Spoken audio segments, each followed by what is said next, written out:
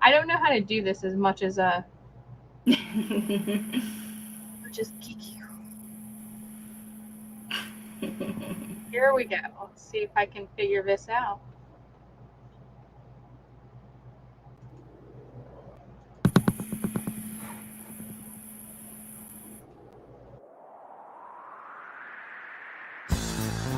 Ladies and gentlemen, children of all ages, welcome to our show.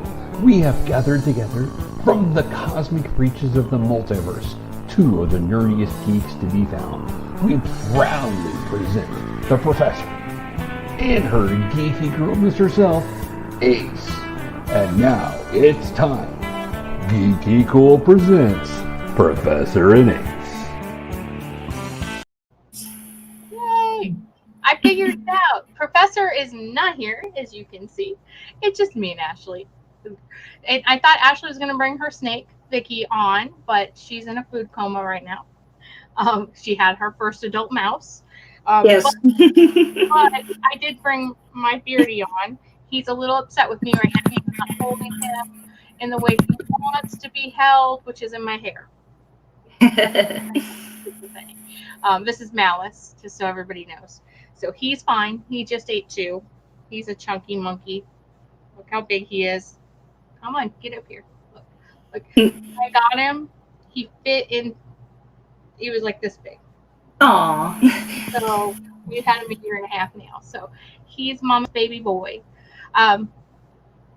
We love our lizards and our reptiles, right? Like, they're so cool. See, that's something I actually have to watch with Vicky. See, now that she ate an adult mouse, I can't feed her for like two weeks now because she's so small that if I feed her again, she'll get fat. Yeah, and that's really bad for pythons. He just ate a whole bunch of green beans. He loves, like, as adult beardies, they eat more veggies than they do meat. He still loves his crickets, though. If I would let him eat crickets every day, he would. It's just not healthy for him. Mm-hmm. Right. So we've got Ashley here tonight because Ashley has a new book. Super exciting! I do. I have been featured in a new anthology that is coming out in October.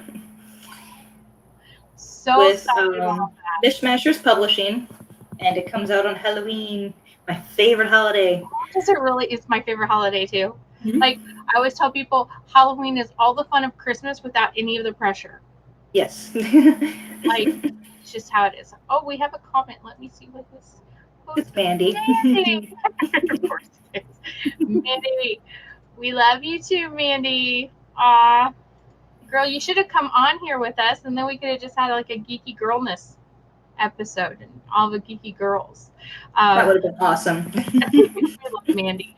But no, super excited about the book. Now, you have other books that are out.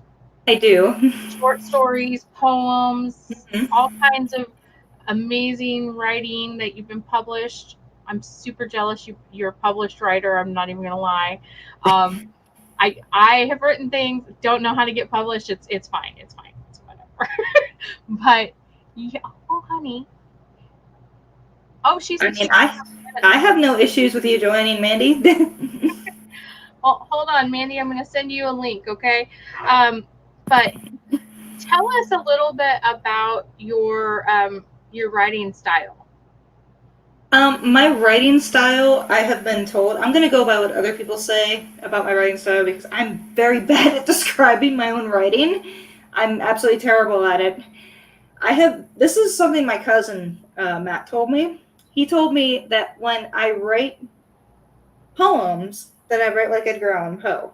But when I write short stories and novellas, I write like Stephen King.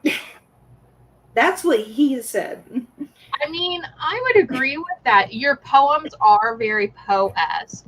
And Mandy, I sent you a link, so I sent it in Messenger. So just follow that, and you'll appear on here, and I'll add you to us, and then we'll just be like a geeky girlness night, which I'm super excited about. But no, I've read your short stories, and your poems. Larry bought them for me, and have them shipped to me so that I have them. Well, do you have the new poetry book that came out in December? Well, newish. I don't think I do. I don't think he got that one for me. Really? This one you can actually get on Amazon. It's with a different publisher. This one's called Immortal Hymns. It's the whole premise is it's based off of the Greek gods. Each poem is based off of Greek mythology. Okay, so I'm huge mythology nerd. Like, I love all kinds of mythology, from Celtic mythology to Greek to Egyptian. Kind of like I play the gamut of that. But that's really cool. I haven't read that one yet. I'll have to like check it out. So it can be found on Amazon. Yes. Immortal Hymns. So is it similar to what you've done in the past, or is it? It's a little bit similar to some of my poems. I don't want to say they're lighter to some poems, because they're, well, actually, no, I can't say that. One of them is pretty standard to me. It's not really horror, but it's pretty standard to my writing style. The other one, it kind of has a twist at the end of it. It's kind of karmic. I like that. That's awesome. I love your writing style. I do think that your poems are very poesque. I would say you kind of border the Stephen King and Dean Koontz in your style of for short stories, but super interesting, detailed. Like, you put in so much details, but without like flooding you with adjectives. Does that make sense? As a writer, does that make sense to you? Yes. Like, don't get me wrong, I love Tolkien. Tolkien is one of my favorite authors. I love Lord of the Rings. I'm one of those nerds where I can actually sit there and say, yes, I have read the Silmarillion cover to cover. And everybody looks at me like I'm nuts. But I will agree. I'm not gonna lie. I will agree that Tolkien is very, very boring to really get into. The plot line's fantastic, but it takes so long to get to the point. Yes. I love I read the classics. I love the classics. They're my favorite books, like Dr. Jekyll and Mr. Hyde. I love The Count of Monte Cristo. Pride and Prejudice is my favorite book of all time. I read it at least twice a year. It's just, so I've read it. I don't like Jane Austen only because I'm not really into romance as a genre. So it's not my style. I just can't get into it as a whole. Yeah, I love it for its. I love the way she writes women, especially for when she was writing women, which is unique. But Poe is one of my favorite poets ever. I love that dark, like it's disturbing in the most beautiful way. And your poems are like that too. Yeah. I hope you take that as a compliment. More like, people are probably like, that doesn't sound like a compliment. It is a compliment, people. I'm gonna check on Mandy here. Yeah, I sent her the link, so hopefully she can join us soon. So the book that came out in December about the Greek gods. Yes. The anthology that you're a part of, that's going to be coming out in October. Tell me a little bit about. First of all, it's with a different publisher than you've used. Yes. So tell me a little bit about that process, and then also a little bit about the story.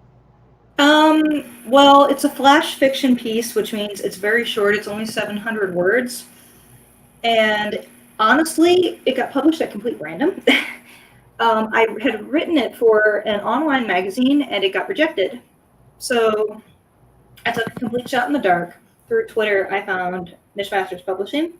I was like, okay, they're looking for works for their new anthology series. I will send them some of my old stuff that got rejected. Worst case scenario, they say no, it's not a big deal. This is stuff that has already been rejected before. Right. And some of it got accepted. And the piece that's going to be in the book coming out on Halloween is called Glass Case. It's kind of a twist on Pandora's Box. It's kind of like Pandora's Box from inside the box. Oh. Mm-hmm. Okay. No, I'm interested in that. Pandora's Box is one of my favorite myths, legends, whatever you want to call it. I did a whole photo shoot based on Pandora's Box and her opening the box and stuff. So yeah, well, this is a little bit more, how do I put this? This is a little bit more Twilight Zone-ish. It's a little bit more psychological in aspect. It's not straight mythology. You can tell when you read it that it is heavily based off of the Legend of Pandora. Right. But that's where it ends. You took the concept of it and then just reimagined it completely. Mm-hmm. Yeah. Love that. And it is very short. It's the only thing that I have in the new book that's coming out. And then I'm also being featured again with Mismatchers, but I cannot reveal any details with them yet. So is that going to be this year or next year? Do you know? Next year. Next year. Very cool. Well, super excited for you with that because I always love having discussions with authors, especially like not mainstream authors. I love finding out what makes an author tick. If that makes sense. Where do you get, because I know you, I adore you, but your stories are very dark, a lot of them, and very like tormented soul kind of amazingness. Where do you get inspiration for that? I know Stephen King used to get it from dreams. I honestly, some of them do come from dreams. One of the ones that I just finished was actually loosely based on a nightmare. I was writing a completely different story for something that I was going to submit to, and I ended up submitting something else entirely because I ended up just having this really out of whack dream that was very Saw-like. And I wasn't even scared when I woke up the next day. I was just like, oh, that's kind of cool. I gotta write that down. See, that's beautiful. You take your nightmares and you're just like, you know what? That would be a great story. Love that. I wish maybe more people should do that. Like, it's got to be cathartic because, you don't then get scared of your nightmares as much. You're like, oh, this is an interesting story. Do you find that as soon as you wake up, you're like, oh, this is an interesting story? Hey, Mandy. Nice to see you again. Nice to see you. See if we can. I don't know how to there we go. That's better. Oh, Mandy, we love you. Love you too. Hopefully. Love the lipstick. Well, I took everything off when I got home, and I was like, oh, well, let's just that'll be quick. I don't know. Vintage girl, that red lipstick, that vintage red. Hey, red looks good on everybody. I don't care. You have to get the right shade of red. Exactly. This is true. Exactly. Orange, You red. know, I have offended people by saying that because I had a boss. She fell in love with and I had like a very, very bright red lipstick because I have extremely pale skin and I'm a natural redhead, so I can pull off that extremely bright 1940s lipstick. And she had darker skin than me, and I was trying to tell her that. She was like, "Oh, well, you need to tell me what shade you were." And I tried to tell her, I was like, "Honey, no, you need a darker red. Trust me, a darker red would be one." Yeah. Larry's gonna watch this and go, "You guys were talking about lipstick. It's hilarious." But it's true. So I've done makeup for hundreds of photo shoots, and red is always a great color. However, there's blue reds, there's purple reds, and there's orange reds. And you don't want to get the wrong shade of red. So, because it will make you look either washed out or really, really, really wrong. Right. That orange is hard to pull off unless you have like a good skin tone, like the perfect color. That skin tone, beautiful orange red. But us pale girls, we need to go for more darker, purplish, browns, blue red. Yeah. Yeah. I think we had a watcher, and I think it was probably a guy, and he's like, I'm not gonna watch these girls. It was like, nah. So, we were talking about Ashley's new book or new story in the anthology, and we were talking about her other books that have come out. Have you read Ashley's story yet, Mandy? Not yet. I didn't know it was officially out and published yet. So So I have. Wait, hold on a second. Let me count. I have 1, 2, 3, 4, 5, 6. I had. 7. How did I not know this? So, Question. I honestly thought that you. Well, I knew like Morgan, has her series, and but I had no idea. That might be the difference. Is, see, these aren't series; these are all individual for the most part. Like 2 of them go together. There is Lamented Midnight and Lamented Midnight 2. Those go together. They're both 2 solo anthologies. And then there's also one that I absolutely hate and I will not mention, which is a children's book that apparently everybody loves but me. oh, is it the one you draw the things for? Yeah. Yeah. Everybody's got a book that they do, or some kind of piece of writing that they do that they just don't. The only reason it even got published is because my old publisher, who, as far as I know, has gone out of business, my original publisher, who's gone out of business, his 3-year-old fell in love with it because it was a poem that I wrote years ago when I was really sleep deprived and I was on the bus going to work. And I had not slept for like 48 hours. I ended up writing this poem that I didn't even really remember. And I sent it off to him, and his daughter fell in love with the poem. So the poem ended up becoming a book that I illustrated. It's super cute, though. It is not your typical story, though. I can see that. But it is great because it still gives you that Halloween type feel that you love. And apparently everybody who heard the book loves it. I can't stand it. So there's a do you know who Clive Cussler is? He writes the I don't even know what genre that is. The Dirk Pitt novel. Yeah. Yeah, like military adventure kind of. Yeah, John's really into him. Yeah. John really into him. He just goes into fiction. That's where he goes in a bookstore. That's all. Right. Because I work at a store. I mean, I didn't even know about him until we watched Sahara, and we're like, man, this is based off of a book. This is really good. And then we found, and then I kind of went down that ADHD rabbit hole where you look up, stuff. And I guess he had written a book way back before some of his stuff was published, and it's the book that you write and you get out of your system, and you bind it up and you throw it in a desk drawer, and it never sees the light of day. Well, people found out about it through whatever, conversation and whatever. You just said it, mentioned it, and then people were like, yeah, it's like, oh, I want to read this, and we found it at the library because he eventually published it, and it had like big old fat author's note in the front, and it was like, this is a terrible book.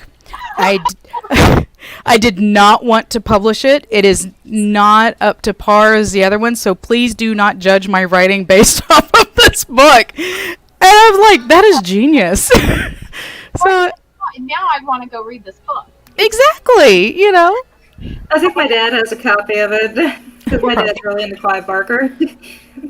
I think it's the one where the guy, his Dirk Pitt's friend, and I can never remember that guy's name, but he stuck his pinky in a revolver, and for whatever reason, and that was the origin story of how part of that got shot off.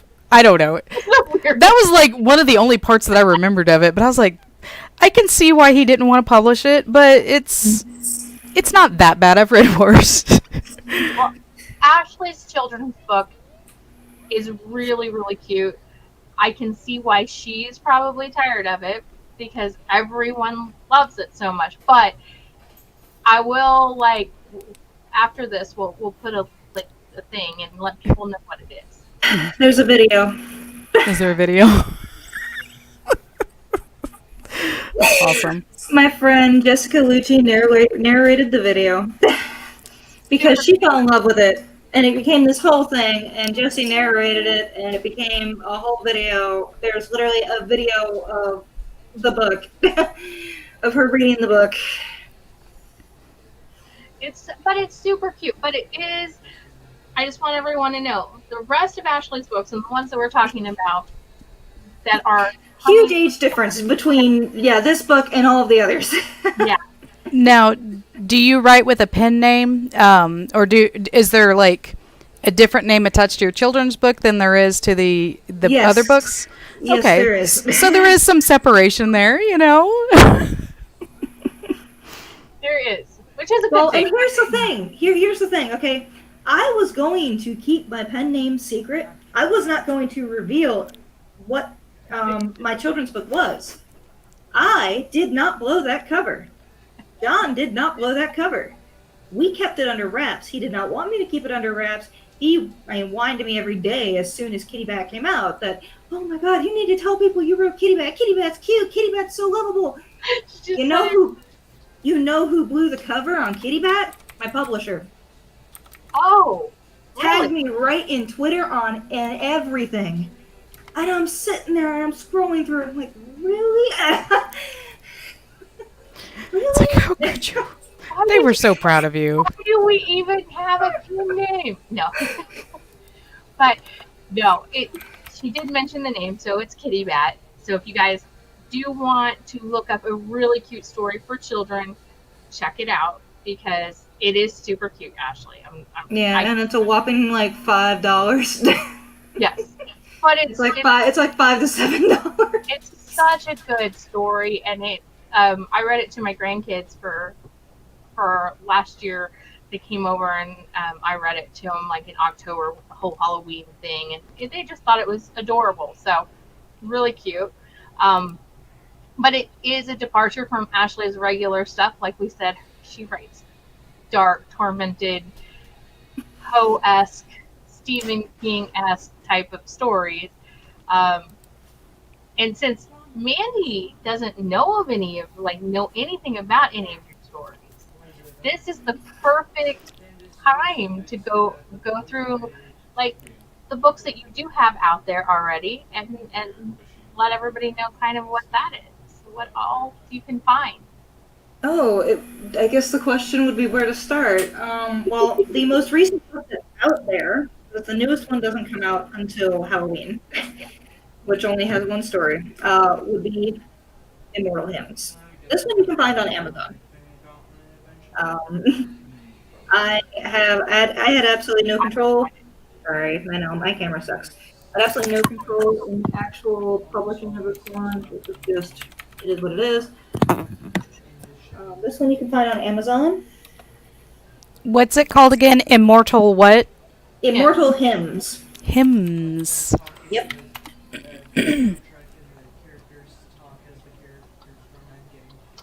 And the publisher is called Rewritten Realms. It's easier to find it if you look under the publisher name on Amazon. I have 2 poems in this one. There it is. Mm-hmm. So, yeah. Mandy and I both put it up. We're typing it. Oh, that wasn't me. Oh. Who typed that up? I bet it was John. Maybe it was automatic when you typed it in. Oh, I bet it was. That could be. Yeah. From both YouTube and. I just want to make sure I But yes, I do have 2 poems in this book. I have a poem about Hermes, and I also have a poem about Artemis. Artemis is one of my favorites. My dog that my son took to Florida, her name is Artemis. So oh yeah. No, her mom was Luna, and she is Artemis because she was born on the supermoon, the blood moon in September several years ago. But the nerd in me is so confused because Artemis's mother was Leto. I know. But he had Luna already, and then basically Dakota named all of his animals after like Greek gods and stuff. Mhm. And Luna was one that we already had, and so he was like, "What will go with Luna?" Kind of. Okay, we'll do Artemis because Moon. So he went in the Sailor Moon direction. Which was hilarious. He didn't even know he was doing it. I don't know. I would put you down on the thing, but he likes to play with the keyboard. Oh no. And then I will go away because he literally took me off of the stream a while ago when I was trying it out. You stay here. You stay right here. But I have not read Immortal Hymns yet, so I'm like going to go to Amazon and get it and check it out because I love Ashley's work. So, and Ashley, what was the publisher? You said it's easier to find the publisher. Rewritten Realms is the name of the publisher. Very cool. So be sure to go find that. I'm sure if you put Immortal Hymns in Amazon, it'll pop up, and you saw the cover. So check that out for Ashley. Oh, look. Thank you, Mandy. You're welcome. Yes, Mandy found the link. It's a shortened link, but it's fine. It'll take you there. Yeah. Click in our comments. Click that link, and it'll take you there. And then Ashley has. Why does it do that to me? Professor's so much better at this than I am. Ashley has several other books that she has published, including a book of poems, an anthology book with one of my favorites, and I know almost everybody loves, the Dolly story. Oh, yes, that one I actually do have up here. The other one is downstairs. And I lost one of my books in the move, actually. Oh, yeah. I cannot find my my actual physical copy of Ferris Wheel. I have the digital copy. Right. Yeah, I don't have my physical copy of Ferris Wheel. Can you tell us what your pen name is? Or wait, no. What is the name that the Immortal Hymns is under? Oh, it's under my real name. I'm probably not featured on it. I think only the editors are featured on it. Yeah. Like, I'm actually in the book if you go through like the back of it in the lists, and I'm featured in the poem. That's really weird. Well, it's because they have so many different writers. It's a poetry collection. So, although each of the poets is listed, we're not really credited on the book itself. But we all get a royalty percentage. It's a little bit of a different setup. It's not like the whole book was mine, or there was only like 3 people contributing to it. That makes sense. But, I mean, what I was going to say is they have the author as Moxie Malone. Yeah, she's one of the editors. Okay, gotcha. That makes sense. Yeah. I think she's the top. She's the chief editor. Yeah. Gotcha. It was all messing with our hair, so except Mandy with her perfect little bangs. Oh, I don't know. They've been aggravating me lately.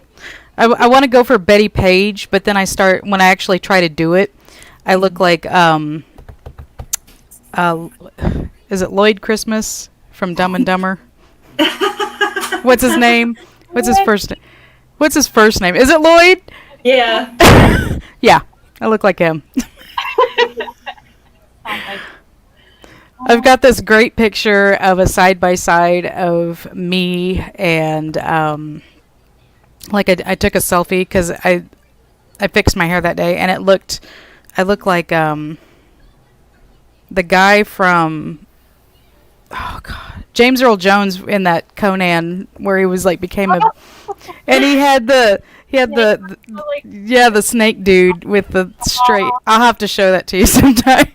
That's funny. It's hilarious. I'm just picturing that in my head, and I love it. Probably not. Mandy tends to think like she does not look gorgeous half the time. She's like, I don't look good. I'm like, whatever. You look amazing all the time, but there's that. That's a thing. Us women tend to do that. We don't Well, think it's very good. Well, if it makes you feel any better, I cannot stand my hair right now, and I've dyed it back to its natural color, and I'm still fighting with it. Yeah, it's okay. I want to go. I want to go blonde again because my husband, I guess, he doesn't like blondes except me when I'm blonde. It's a thing. First time Yeah, I was blonde, I kind of get that because John whines whenever I dye my hair because he likes the fact that I'm a redhead, and he got so excited when I used color remover on my hair and I got all the black that was in my hair out. And he's like, "Oh my God, you're ginger again." yeah, So I get feel it. that. I feel that natural red hair kind of thing. But yeah, so it's interesting. It's interesting. So things we do. And, although I always tell people like dye your hair, cut your hair. One, it'll grow back, or you can re-dye it if you don't like it. But have fun with your hair. I can't do anything fun with mine though. Why? Work. Oh yeah, no, I Like can't. it has to be a natural shade. I'm like, Yeah. how natural? Like how close can I get to be like how blonde is unnatural blonde, or how black is like how close can I? You know what? You know what you do? You go to a hair salon and you tell them you want a blue black because it'll still be black and it'll still be natural. I tried that. I tried, and it turned out just plain black. I didn't even have that blue. I really wanted that. Yeah, that's okay. I want my rainbow hair back, but my boss was like, I had a rainbow mohawk Mhm. years ago. I'm trying to be nice to my hair because through the pandemic and all the other stuff, I've been dyeing my hair a lot. So I'm trying to be nice to it, which is why I used color remover and then I dyed it back to the red, which, of course, because my hair's already red, all it did was basically highlight my natural hair color, as AJ will tell you, if you have natural red hair and you use any type of red and it's not fire engine, it's going to just go, oh, hi, Yes. natural hair. It's like, because I have this brassy red. Like, I have brassy red hair. My roots are more auburn and then they go to brassy. And I'm like, yeah, no. Yeah, I'm ginger. As you can obviously see, I'm ginger. I don't even get auburn. I just get ginger. Oh my goodness gracious.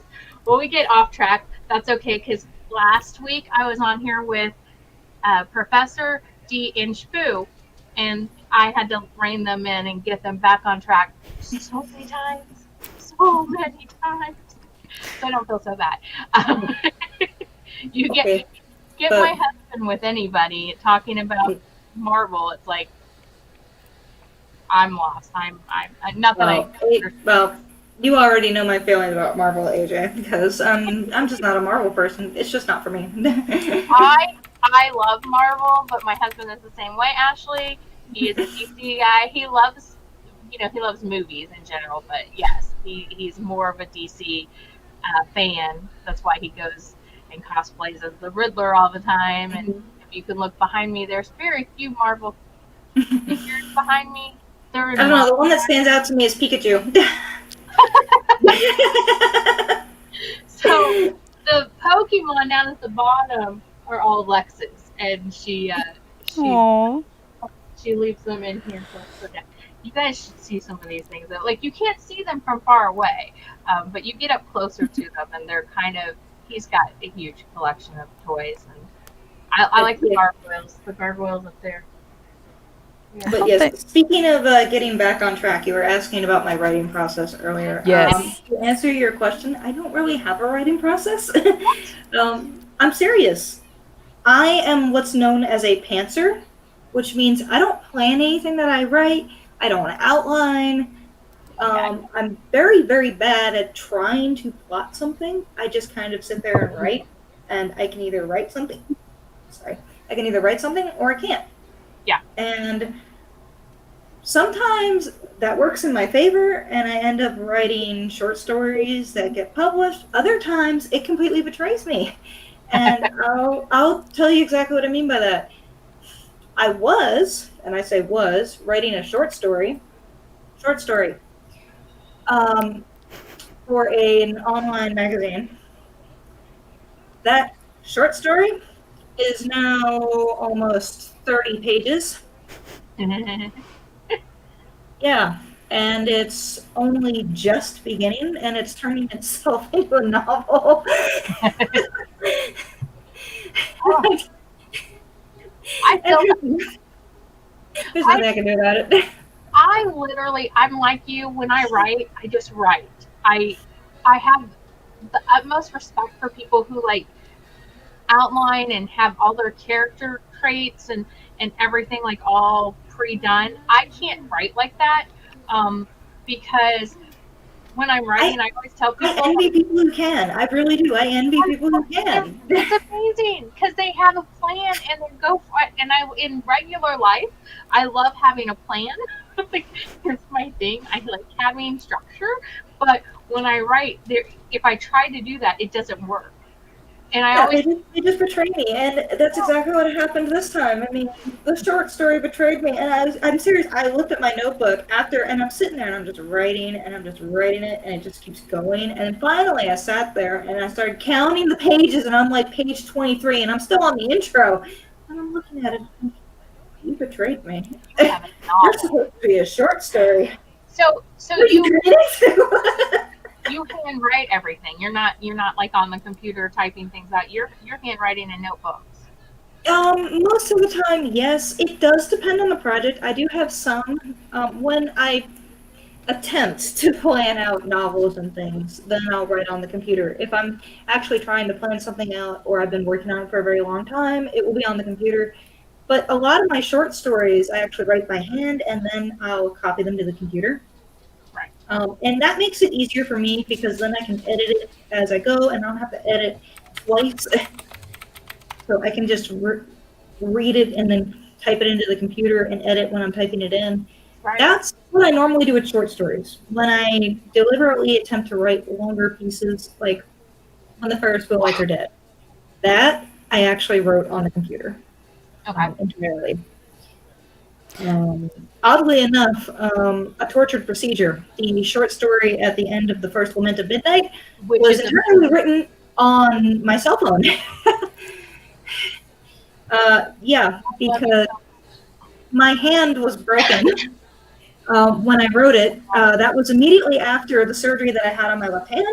Right. And the only reason that happened at all is because my publisher was like, hey, I need more material for your solo book. I'm completely drugged out of my mind on Percocet because this was like a day to 2 days after my surgery on my arm. So I'm like, yeah, sure, I'll get going on that. I just start randomly typing on my phone, send off this thing that was apparently much longer than I thought it was because I was writing a short story on my cell phone with my right hand, which had a lot of very bad grammatical errors, and I don't even have the original digital copy of it anymore because it was on my old cell phone that got deleted and I transferred over.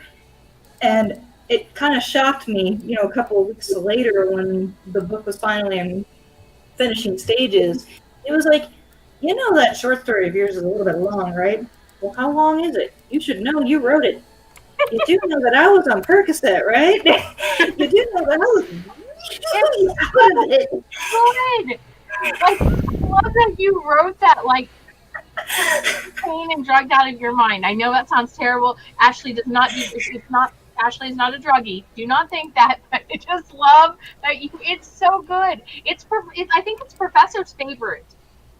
Isn't it his favorite? I think he said that several times that is his favorite story from that book. It's a lot of people's favorite, and I tell that story and people are in there like, I'm nuts. I'm like, no, seriously, like I barely registered what I had actually wrote until I held the hard copy in my hand. I'm sitting there rereading. I'm like, oh, that's not that bad. And then people look at me and they're like, well, what was your inspiration for that? Do I tell you the honest answer was Percocet? Don't break your arm.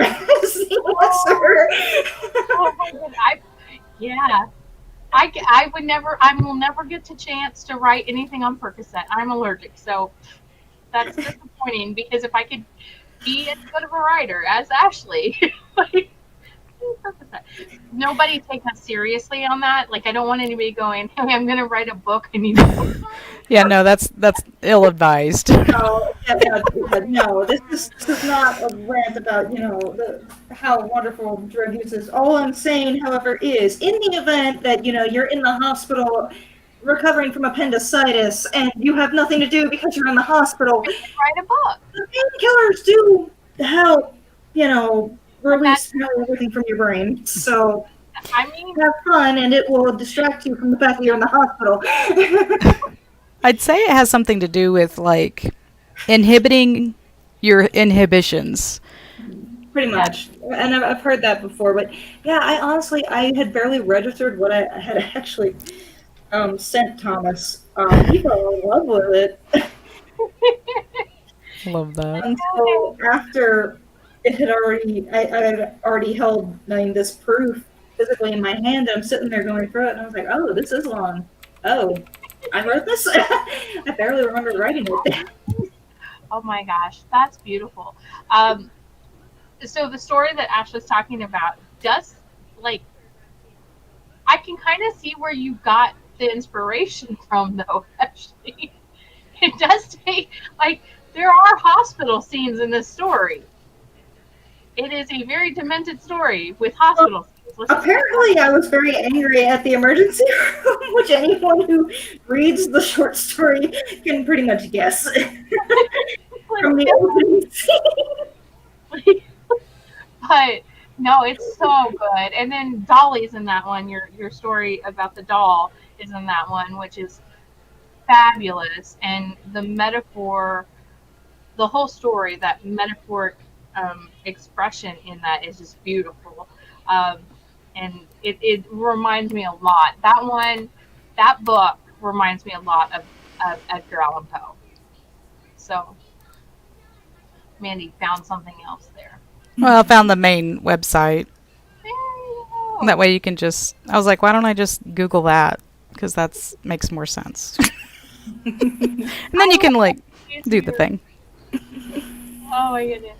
So the new stuff that you've got, is it very much in line with what people can expect from you, or is it It's very much in line. It's similar to my old stuff, but it's not as rough around the edges. It's a little bit more refined. It's a little bit newer. Well, actually, it's not that new with the way publishing works. It's not quite as new as you would think. But it is a little bit more refined. Like I said, the only story that I am featured in this new book that's coming out in Halloween from Mishmashers is 700 pages. I mean, you could read it on a lunch break. Or not 700 pages, 700 words. Sorry. You can read it on a lunch break. You could literally sit there eating a McDonald's cheeseburger and read it. That's awesome. And then the other one is going to be a little bit longer. That one's not coming out until 2023. Well, I'm super excited for you. I know a lot of people write. I know a lot of our contributors are writers in one form or another. How you talk about the process of being published and how, like, it's newer, but it's not as new as people think and stuff like that. Explain to us a little bit about the process of how you have been published in the past in the one that's coming out. This is going to sound absolutely ridiculous, but when it comes to publishing in general, the only thing I can say is it's the devil's roulette. It really is. Like I had said earlier, when I had been informed that I was getting published by Mishmashers, I was ecstatic, of course, but I had already been rejected 6 times before that. Right. For different things. There's absolutely no guessing it, and perseverance really is one of the big keys. It's not all about talent. A lot of it is also perseverance, because you're going to get rejected automatically. It's going to happen. It's not an if, it's a when. So do you have? I know there's book agents. Do you have a book agent, or you do this all by I do yourself? not. I'm still in the process of finding an agent. Part of why I don't have an agent is because I only have one longer book that I still haven't found a home for that I actually wrote 3 years ago that still has not been published. It was supposed to be published, and unfortunately that fell through, and I still haven't found a publisher for it. Um, Go ahead. so are you looking to, like, what kind of, I don't know, for those that aren't aware of, like, because everybody kind of goes through the process of, man, it would be cool to write a book someday. But not everybody has done, extensive research, or they don't even know where to start.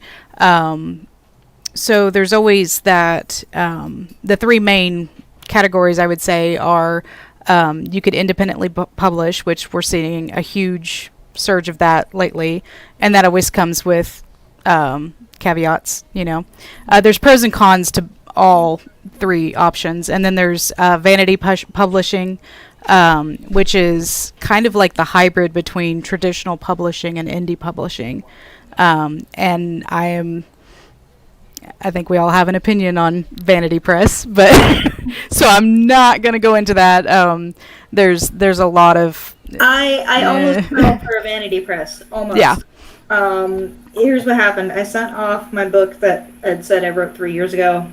Sent it off, queried it, got an acceptance back. Now, fortunately, I did my homework. I mean, I showed John the email. I showed my friend Jesse, who's an independent writer.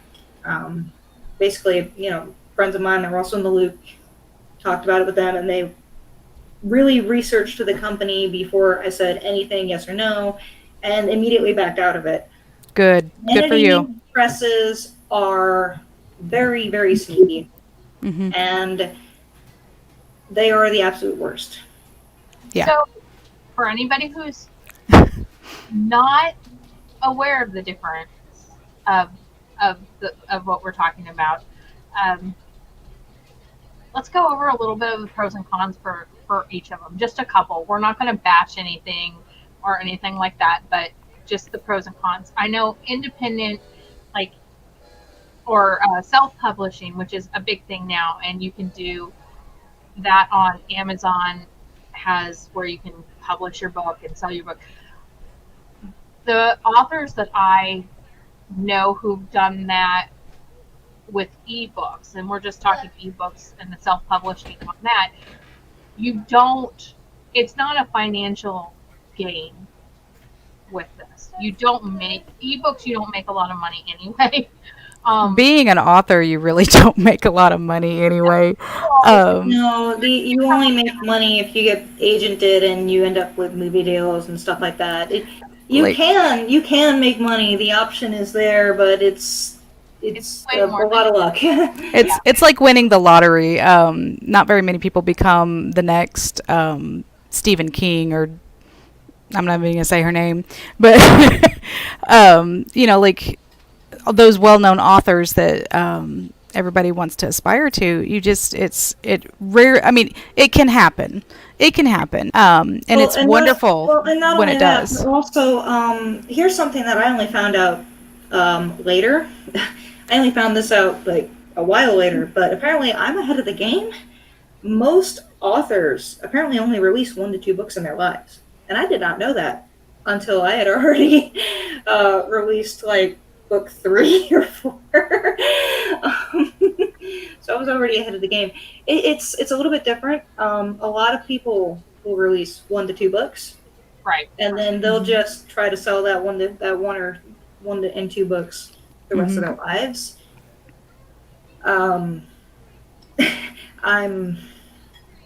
That's not how I operate. As soon as I finish one book, I immediately start writing on the next. I have multiple projects going at the same time.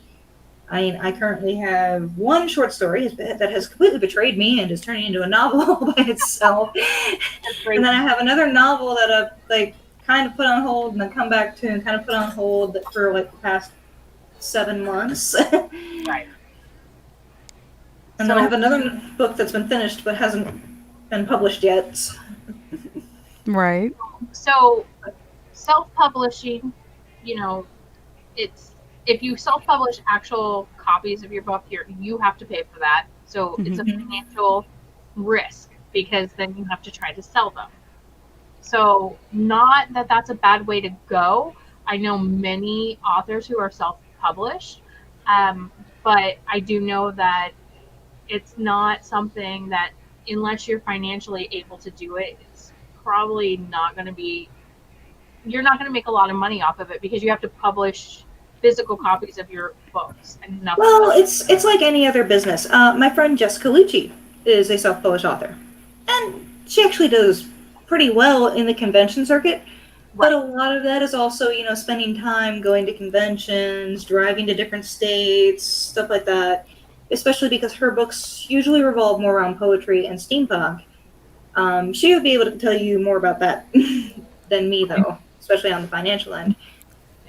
But she's very involved in the arts overall, especially in her town of Waltham, Massachusetts.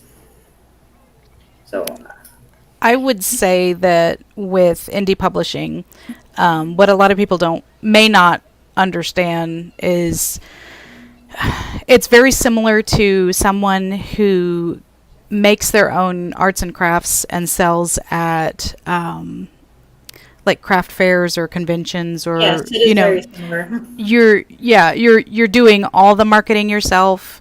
You're doing all of you either don't edit it or self-edit or have someone edit, which I highly don't recommend, or you pay someone to edit your book, like a professional writer who just graduated.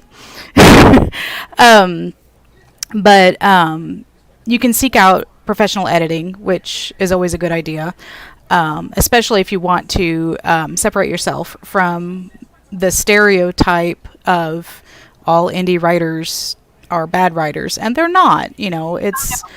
It's you just have to try it, and if you like it, great. If you don't, it's not for you, and then you move on.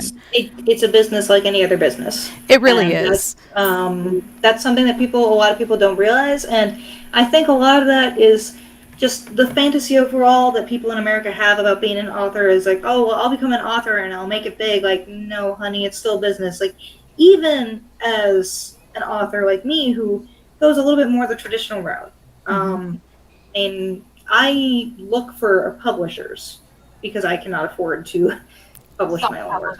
But that also means that I get, a series of rejections. Like my email has, a lot of, oh, this is great. And part of that is on me. Part of that's on me because it took me a little while to figure out exactly where my genre of horror really stands. Right.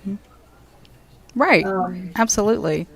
Because I was sending in things and I kept getting the same thing back over and over again of, this is great, but it's not what we're looking for. And then I sat there after hearing that 5-6 times in a row, and I realized that what I was submitting was essentially Rob Zombie, and what they were looking for was R.L. Stein. Right. You have to find that, like, I would say research into, like, find a publisher who publishes stuff similar to what you write. Exactly, and that's that can be very hard to do, because not every publisher is going to have the same rules. Oh, right. And in horror, it can be especially difficult. I have nothing against content warnings. I have nothing against trigger warnings. I understand why they're there. But as a horror author, I have seen a lot of publishers and magazines that prefer more sanitized, like, middle school horror, even though they advertise for adults. Right. Which, to me, is a little confusing. And it's not until I get to, like, the very bottom of the page, because I'm sitting there reading this post, like, oh, okay, they want adult horror. That's what I write. Like, okay, well, let's go. And then it goes to the very bottom of the page. It's like, okay, apparently I'm not what you're looking for at all. Right. Now, So, do do you when you? I'm sorry, AJ. No, you're good. You're good. So when you look for publishers, do you first go to? Because I know which an avenue that some people I didn't even think of until a year ago. I took a class and it was on literary publishing, but it was with literary magazines. And I know you mentioned that earlier that there's a literary magazine that one of your stories is going to be released in, or that you submitted to. So do you go to those magazines to find the publishing companies, or where do you go to normally? Where are you trying to find these places, and then you're looking at the genre list that they're asking for? Normally, I go through Twitter, particularly with my genre horror, because horror in and of itself is kind of niche to begin with. Twitter, I have found, is my best resource for horror submissions, because there's a whole mix of it. Horror is such an umbrella genre compared to other genres that you can find literary magazines that are looking for horror. You can find specialty horror magazines that are looking for horror. You can find books. You can find a whole bunch of other things. It's just that I've honestly found is my best thing. Although I have found a couple on Facebook too. Those have been my two best avenues, oddly enough. See, and I would never have thought to look on social media platforms to find some place to publish. I was like thinking, Google publishers, Google publishing houses. And when you do that, I'm just going to warn anyone who does that. Like, you get... That's how you get the vanity presses. Do it incognito. So explain to someone who doesn't know what a vanity press is. What is a vanity press? Okay, a vanity press is a type of publisher where they act like a regular publisher. They'll act like a traditional publisher, and you'll query, which is sending your book out. You'll send them a copy of your book, cover letter, bio, all of that normal stuff as an author that you send. And then they'll email you back with one of their agents or an editor, and they'll send you this huge contract. They'll be like, great, we want to publish your book. But when you read the fine pages of the contract, they'll sneak in that, oh, well, you have to pay $3,000 to $5,000 up front. Traditional publishing pays you. Now, for short stories, you're not going to get paid much. But as the author, you still get paid. Mm-hmm. Right. If you're paying $5,000 if you're paying $1,000 to $5,000 to publish your book through a publisher, and you're not, if you're paying $200 to Amazon to hard print copies of your book that you've already paid a cover artist for and an editor for, and you've already set the book up yourself, that's just paying for the printing. Right. That's just independent publishing. But if you're paying $1,000 to $5,000 to a third-party publisher so that they can publish your work, that's a vanity press. Right. And then often you get into a contract where you no longer own rights to your own book. Yes, and that is unfortunately a very big issue. Yes. When you are an author, you always want to look at what rights you keep. Yes. Now, a lot of rights, what they'll do is, a lot of them will have a median. Almost every publisher is going to have what's called an exclusivity clause, which means that for 6 months, a year, a certain amount of time after they publish your short story or your book, you can't republish it with another author just so they get their fair share of the profits, which is normal. That's normal. You're getting, your royalties or your upfront payment that they've already paid you for your short story, whatever it is. If it's, 6 months, that's fine. But with a vanity press, if you read through the fine print, they keep all of your work indefinitely. Yes. What that means is they can publish it under a fake name with a fake title and keep everything. And you can't sue them because they own it. It's their product. Yeah. Yep. Copyright. The thing with, like if somebody wanted to go that route, they would be better off spending, in my opinion, that $3,000 to $5,000 finding their own illustrator. And there's wonderful artists on DeviantArt, and there's other places, I'm sure, to find artists, and you could spend that same amount of money on a good editor, and maybe somebody who is familiar with working through KDP, which is Amazon, like how to format it, and like because there's some math involved. Depending on how thick your book is, you have to make your cover match. So and you have to think about the gutter and the margins and all the, there's a lot of stuff involved. So I mean, if you've never done it before, there's nothing wrong with outsourcing that. But like Ashley, like you said, a person would be better off, either go try to send query letters to a traditional publishing, which you have to keep going, keep persevering. If you want to grow a thick skin, that's a great opportunity and great way to do that. Or, if you want to self-publish, then by all means do that. I mean, there's nothing wrong with doing it that way, but you will be doing all the groundwork, which you would be doing anyway. You would be selling it all yourself anyway with a vanity publisher. With both, you're doing all the work anyway. Yeah. Why not have a say in who your artist is and all that? You're like already, sorry, Nancy, and he wants to be down. If you're already planning on spending, like, invest in yourself and not in another company. Like if the company's saying, pay us $3,000, take that $3,000, like Mandy said, and get an editor. There are people like Mandy. She edits. She will edit your book. Illustrators, and a great place, not even just DeviantArt, but a great place to find artists are like cons and stuff like that. Mm-hmm. How many artists are at conventions trying to sell their art? Find somebody who has a style that you like. I know Morgan, she is with a small publishing company, and she's also a GeekyKOOL girl. So she brings the geeky girlness as well. She found an artist that she liked and then had that artist do her cover.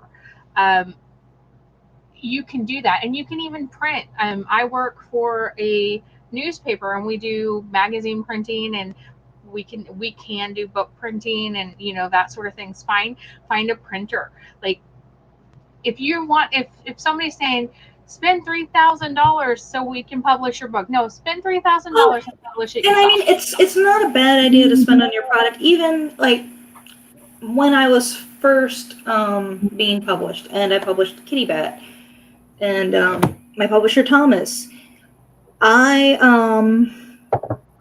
paid Thomas to print additional copies of Kitty Bat, and I had them sent to a local children's hospital here in Hampton Roads. I love it. So it also depends on the situation. But even then, I mean, I was paying like, I think $50, because when you print in bulk, it's cheaper anyway. Right.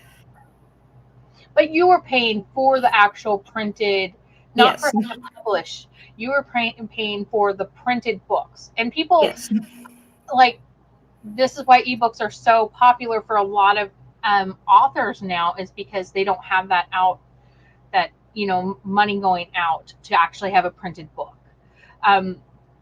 There's nothing wrong with ebooks. I'm a personal fan of like printed books. I love turning the actual pages, but I am too. I have to admit, I don't really like ebooks. Not that I don't read them. I do. I prefer to have a book in my hand. I mean, I don't mind, like, if I'm on, a train or something, then I'll read on my phone or on my tablet.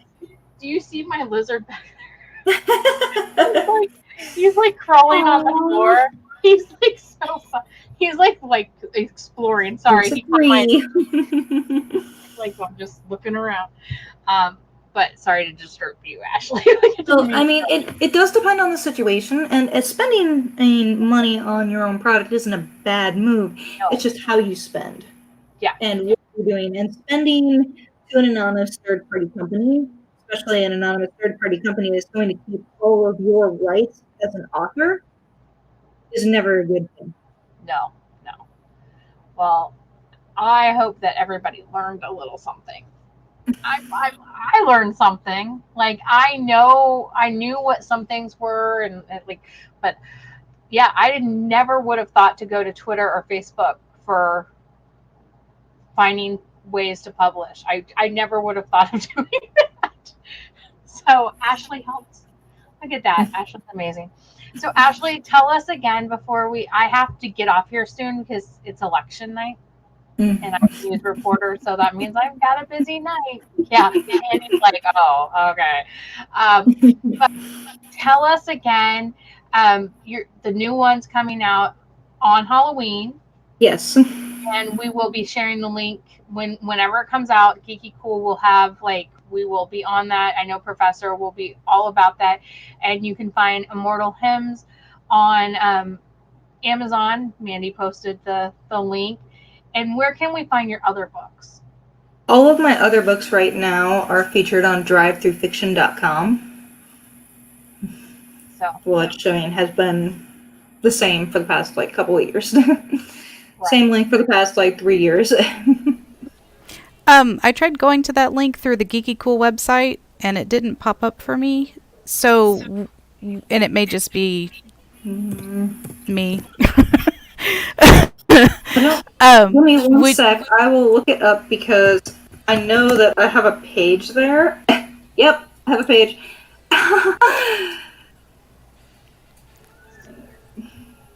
So I will actually post that right now. Okay, great.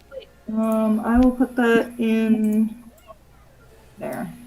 And then if you could, or me or AJ could do that, we could put it on the GeekyKOOL website and the Facebook page, so that anybody wants to, if they're going to follow up with this video, they can go directly to it. Is this a website that would be safe for certain age demographic? Yeah, no, the website is all ages. In some books, the Exaltation of Shadows book is listed as mature, so it's not going to show up on anyone for any account that's listed as 18 or under. Basically, what you do is if they don't click on the yes, show me the 18 and over stuff, then it's not going to show them that. Okay. That's great. So there's Ashley's page that she posted. So I posted that, and so now that's going to be in the comments. So guys, please go check out Ashley's books. We love her. She's a great author, but she's a good artist as well, because the one that she doesn't like to talk about, she did illustrate. I'm just throwing that out there.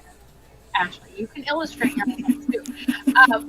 But check her out. We love her, and you guys, if you like some suspenseful, scary, horror, really demented, strange, what did I just read kind of stories. And you know you've got a couple of those, Ashley, where you're just like, what did I just read? And everybody who knows me knows what I'm talking about in this. They understand my AJ-isms. It's a thing. But check her out, and she's amazing. So Ashley, congratulations on another book. That's really cool. I'm so proud of you, and I know Professor is too. And you guys, be sure to check all of those links out that we posted. Sorry, my lizard's getting into stuff. Be sure to check all those links out that we posted. And then Ashley, when the new book comes out, you'll have to come back on here so we can see the cover, and we can post the link to where people can buy it. As of right now, as soon as I know something, I'll tell you something. As of right now, I've told you everything I know. Like I said, I don't know anything about the second book either. Yep. That's okay. We will be patient because it's that good. You guys, it's that good. So, as always, we're going to finish the episode off with, if you like what we do and what we talk about, whether it be from movies or books or, educating you on how to get published. We know so many people who do similar things, and we like to throw some like love out to our friends. So let me get and take this off for a second. Did it go? No? Yeah, there it goes. I was like, it didn't go away. We have our Ozpod gals. Now, I know Mandy from OzCon, and these are two girls who are from OzCon, and they do a show on Thursday nights on Facebook at 6 p.m. Hit or miss, but when they're on there, they're funny, they're amazingly geeky, and they're just strikingly beautiful in every sense of the way, inside and out. So be sure to check them out. Go over to Facebook, Ozpod Gals, give them a like, let them know we sent you, because we love them. We have Keith and Gary over at Pop Culture Minefield on YouTube. Now, Keith and Gary are adult friendly, but not kid friendly. We try to keep ours PG-13. They're like, they don't show anything inappropriate. It is literally just language. I'm just saying that right now. But the F-bomb does get dropped an awful lot over on that show. However, put the headphones on like Mandy has right now and listen to them, because they have the most wonderful insights. They know what's going on in Hollywood.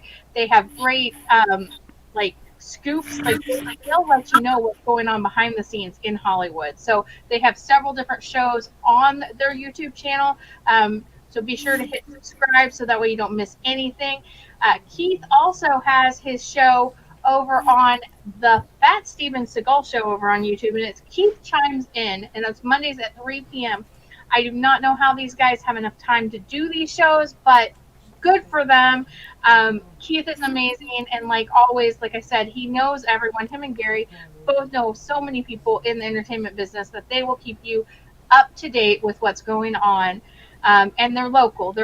If you're in Missouri, they're local. Now, Ashley's not local, but she's nope, I'm all the way on the East Coast. We have our distinguished competition, is what Professor calls them, since we are the Marvel crew, me and Professor.